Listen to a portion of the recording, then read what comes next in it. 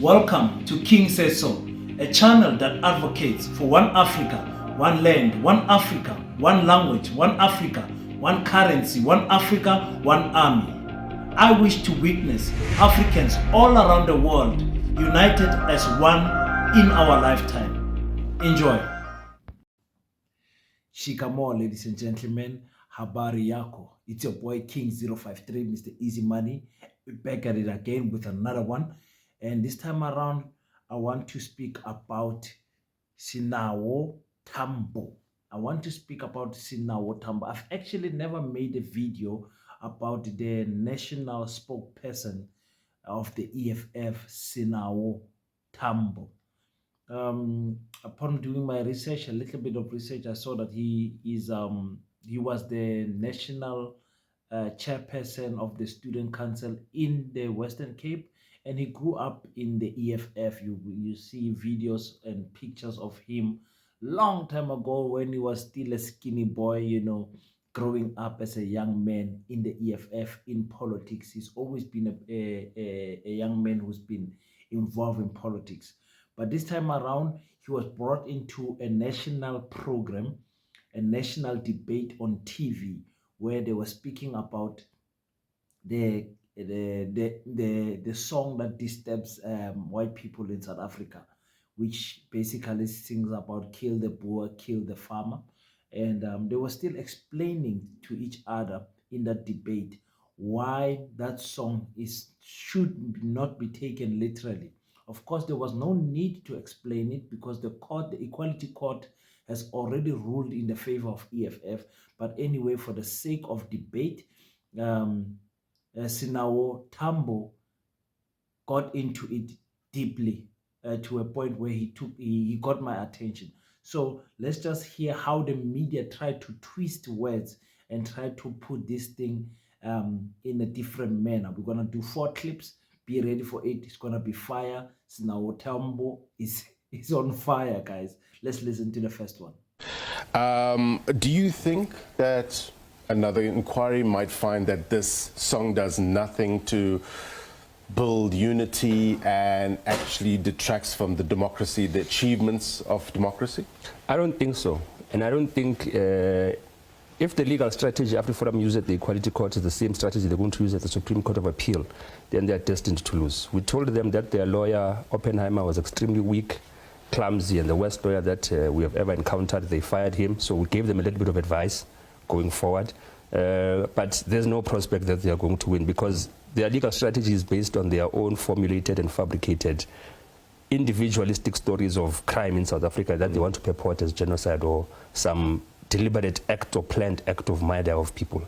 We've clarified what the song means, we've clarified its historical significance, we've clarified that it is directed to a system of oppression, a system of exclusion of the majority of black people in South Africa from the means of production. And we're going to continue with our line of argument. We're very pleased that we are going to win there. The man next to me has been defeated in the judiciary before, he's been defeated by research and science now, and he's calling it denialism.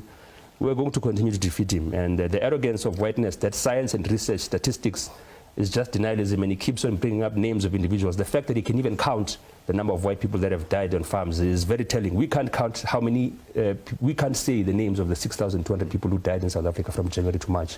He can name all of them because that's how minimalistic it is. He's borrowing it out of proportion because he wants to fundraise, and that's why he can name everyone that has died on farms, because they know that this thing is something that they've blown out of proportion many a time. So we are going to continue to sing struggle songs. We're going to continue to protect the legacy of liberation movements and liberation songs in this country, whether they like it or not. And if we're going to go to an international platform, whether it's through AfriForum or the Democratic Alliance, we'll do so and we'll convince the world of our superior logic.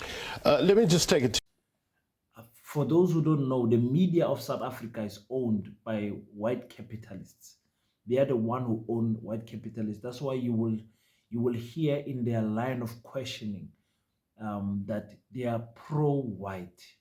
I mean, if a court, the Equality Court of South Africa, has come to a conclusion that, listen, go ahead, sing that song. We understand and we take your points that this is not a literal song. And it takes an African person to understand how we Africans love singing songs, especially struggle songs. So AfriForum was brought in here, and they were trying to debate all of these things, trying to tell us how many murders happened in the farms, who was killed. And it's funny that there are so many white people killed in the farms that AfriForum can name them one by one. That is a joke, ladies and gentlemen. We had a stats that was said from January to June, meaning South Africa has got a problem of crime. South Africa has got a problem of murder. And if we take percentage, the white people will not even form 10% of it. Let me say this to even add on that. If you take only the white population, and you check how many people were murdered at the percentage level, they are nowhere close to black people. So we cannot be at a point where we are debating this thing as if white people are dying at numbers that are crazy, to a point where we are going to use the word genocide of white people. We cannot use such words like Elon Musk did. Now, they're always making these nonsensical statements that black people are so uneducated that if they sing a song, they'll go out and kill people. But Sinawo, Tambo, my brother was dealing with these people very much. Let's watch that again. We never want to minimize death as now, but how do you respond to when Kali groups it with the singing of the song? It's nonsensical. So first and foremost, it's extremely racist to presume that black people are of so low intellectual and emotional capacity that a song would incite them to go and kill people. It's racist. It's undermining of our people. That's the first thing. The second thing is that AfriForum and many racist and right-wing groups in South Africa and internationally want to exceptionalize the death of white people. So when a white person dies due to violence or crime, which is prevalent in South Africa, it must become an international crisis. From January to March this year, 6,200 people died in South Africa. Not even 0.5% of those people were murdered in farms or were murdered as a relation to farm murders. So why is this a debate? Why are we not focusing on crime as a central point in why people are being killed, even on farms? But because they exceptionalize themselves, because they have white self-entitlement, and because they think white life is over and above any life in South Africa, that even if one life is lost, there must be international uproar. That's why we're having this debate today. It's a sideshow that is trying to distract the EFF from its successful 10th anniversary celebrations. And if we wanted to do anything, we could have done it on that day. There were 100,000 people at FNB Stadium. We could have marched to the closest suburb and done what they think we want to do. We have no intention of killing white people. There's no policy in the EFF that says we're going to kill white people. This is a liberation song. We're going to defend it as well. And it's unfortunate that many liberation movements who are part and parcel of this culture are not at the forefront of defending it. But as an organization that has inherited this struggle from our forefathers, we're going to do it. But it's nonsensical and it's undermining of our people to think a song is going to make them go and kill people. He can't prove it himself. He said it now. There's no evidence that the people who were killed, the 3 people who were killed last week, were killed as a result of kill the poor, kill the farmer. AfriForum is involved in an elaborate fundraising initiative. They use Swat Khafar tactics. They want to alarm people, and they get this attention so that they can fund their trip to the bush to go and shoot at paper targets and drink brandy and coke. This is what they're doing, and that's all they're going to be doing moving forward. Let me explain something to you guys very well, and take it home and take it to your mind, and remember this forever. White people don't think that black people are stupid enough to take a song literally and go and kill people. What white people fear, and Afrikaner, because in South Africa we've got 2 classes of white people. We've got white people that don't speak Afrikaans at home. They've got their white privilege. But Afrikaner privilege is something different that you will never even understand, because Afrikaner people are only found in South Africa, nowhere else. You understand? Okay, you can we're in in Southern Africa, let me say that. But they are not the same like the ones in Africa. The white people fear Africans that unite in a common political ideology. That is what they fear. They don't fear the song. They know very well that the song does not mean literally go and kill people. It's not like that, because if it was like that, he makes a very good point that if it was a literal song, they had over 100,000 people in the stadium. They could have done something. In fact, I think the day after, after some few days after the celebration of the 10-year anniversary at FNB Soccer City, white people marched to the EFF office headquarters, Winnie Mandela office, and they tried to picket outside the office, and no harm came to them. If that song was taken literally, those white people, those white farmers that went to the EFF office to go and provoke them and try to get something, I told you guys it was a trap, and I was very happy that the security of the EFF handled it the way they're handling it, without anyone getting killed, sent to hospital or anything, because it was a big trap. And the security of the EFF passed in flying colors for me. So it's not that they fear the song. They don't fear the song. They fear black people who are united behind a political ideology or a political goal. And that is to take the land back. And that is to make sure that we get the minerals back. That is to make sure that we get a state-owned bank in South Africa. So that is what is going on. Let's listen again, the debate of why is it that white people think it's special when they die. It's murdered. 6,200 people die in this country now, January to March. How many murderers must we condemn? Must we condemn all of them? Okay. What's special about white death that you think it must be elevated about everyone else's? No, you see Why? Why do you exceptionalize white death so much? Above the death of thousands of people in this country. Ill-informed. How many people must we condemn? How many murderers do you want us to condemn? Why must we condemn white people who are because white people are murders on black people. What's special about white people that we must condemn those? So why do you want us to condemn them? Why must we condemn specific murderers? Why do you want us to condemn specific murderers? On what basis? What logic are you using? Because you've seen that they should be murdered. The lack of sophistication that we're dealing with here, because we've explained time and time again that kill the poor, kill the farmer is a chant against the system of oppression, a system of economic exclusion of black people at the benefit of whites, a system of exclusion of black people from land, from mineral wealth, from the means of production. We've explained this. The court has accepted this logic. The court has stated this logic. Now, because courts are agreeing with the EFF's sound logic, suddenly they're not making sense. Suddenly they are wrong. Suddenly they are irrational. Suddenly we must mobilize international communities to stand against domestic courts of South Africa, because someone thinks that white death matters more than the death of black people in this country. And we must condemn murderers of whites, but all other murderers, it's by the way, the Cape Flats also we were worried. I just want to ask. This is racism. Racism. AfriForum really sent a weak person to go and debate with the EFF person. EFF has got, what do you call it, a reputation of having cadres that are very well articulated, such as myself. The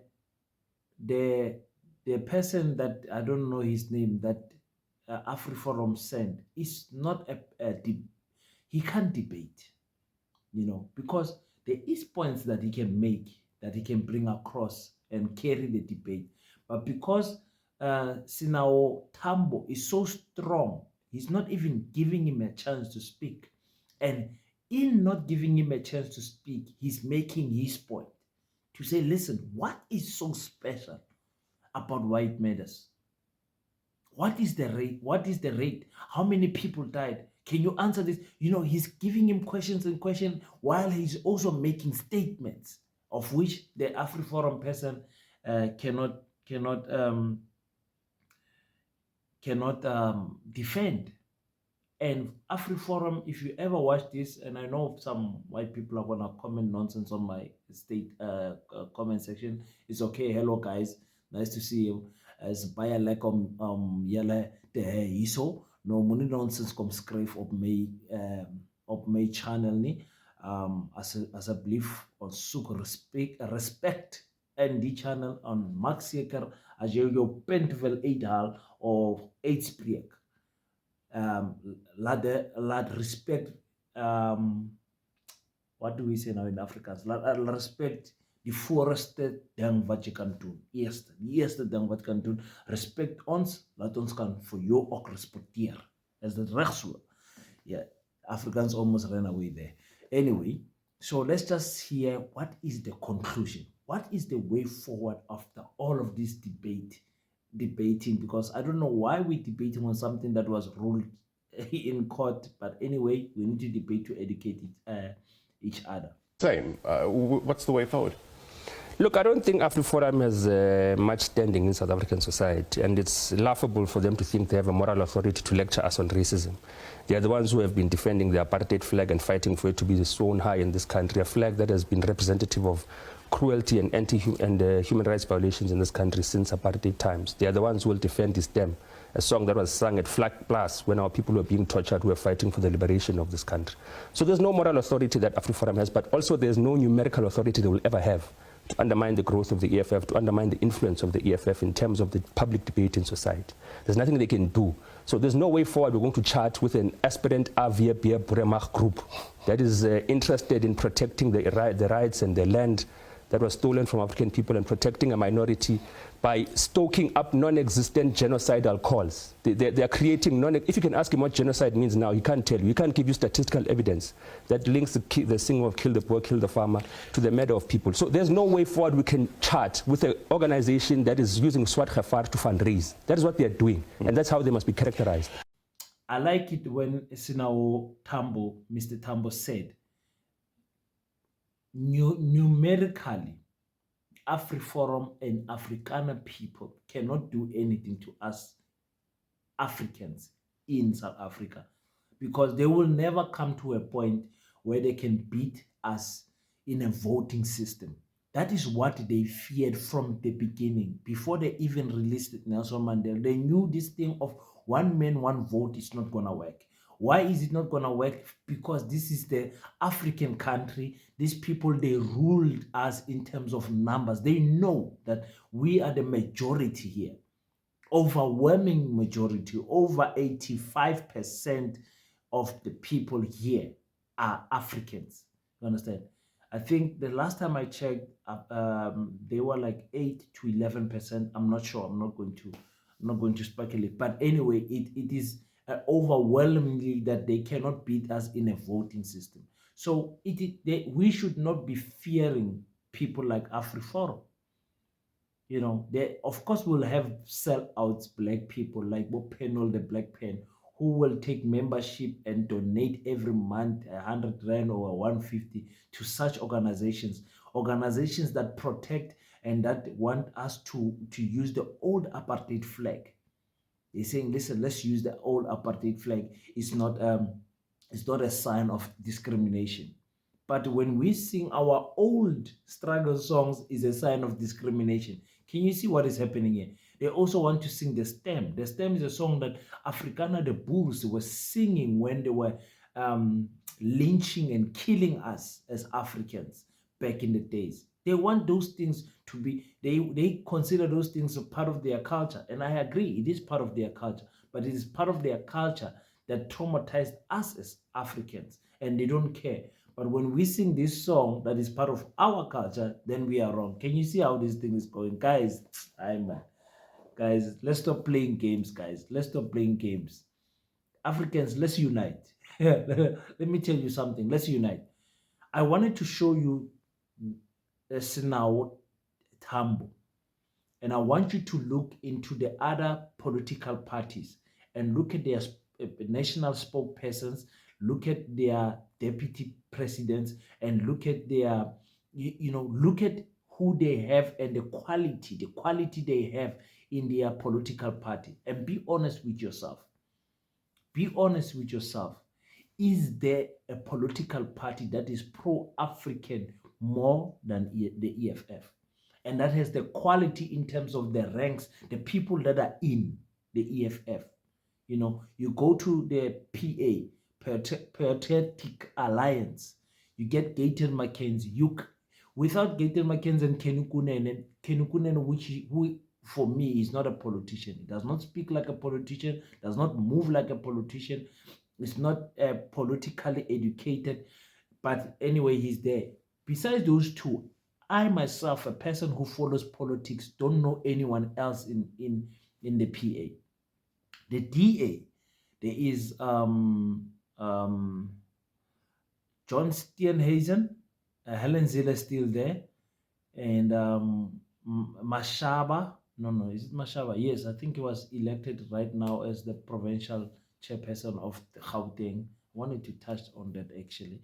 But anyway, I cannot name a lot of people from the party that are quality leaders and that are going to bring about serious change. We can go to the IFP. Who are you going to name? We can go to the African Transformation Movement. Who are you going to name? Only the chairperson. You're going to the president, I mean. Which other party? Action SA, Herman Mashaba, is it? And who else are you going to name from that party? You go to Action SA, not Action SA, Build One SA, Bossa, Build One SA. I only know Musima Imane from that party. I don't know anyone else. That's the point I'm trying to make, that the quality in the EFF overwhelmingly overpowers the other political party, according to me. You guys can comment on the comment section and tell me, listen, maybe the ANC has got stronger leaders and stronger people in their party that can hold debates. For me, Fikile Mbalula is the only person in the ANC that can really hold a debate. Because I would have counted Ace Mahashula, they kicked him out. I would have counted Didi Mabuzat, he's also kicked out. I would have counted Supra Mahama Pilo, they killed him out. And who else? I'm mixing up names and surnames, but you guys know what I'm trying to say. Who else? You see, I must not be thinking so long to think of someone who is good. In the EFF, I can name them just like that. And I like how Mr. Tambo carries himself as the third spokesperson, the national spokesperson. I think it was Mbuyisani Ndlozi, the best politician, in my opinion, in South Africa, who carried the EFF from 2014 until 2019, and then someone else took over, and then Tambo took over in 2021, 22. Somewhere there. Anyway, it's your boy King 053. Just wanted to cover that quickly, take it out of the way, and then I'll see you guys on the next one. If you enjoy political content, if you enjoy Africanism, Pan-Africanism, if you enjoy things about black standing with black empowering black supporting black, this is the correct and perfect channel. You are at home. Click the subscribe button, click the subscribe button, give me a thumbs up so that other people can see the video also, and always leave your thoughts on the comment section at all times. Until we meet next time, don't forget to pray, and just know that your boy King 053, Mr. Easy Emale Neng salutes you. Thank you for tuning in. If you enjoy the content, leave your thoughts on the comment section and hit the like and subscribe button, and we will meet on the next one.